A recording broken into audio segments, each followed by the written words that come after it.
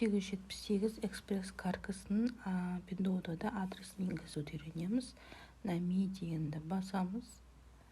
Үш жерден геолокация дегенді басып, жерде қызылды басасыздар.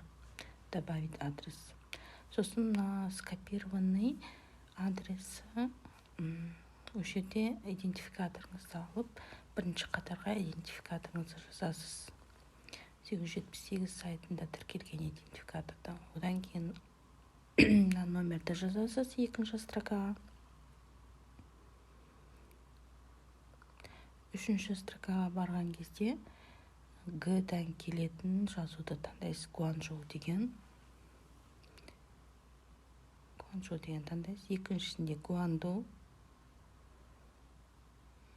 Үшіншісінде бірінші иероглифті таңдайсыз. Енді мына жерге полный адрес дегенді скопировать етіп аласыздар.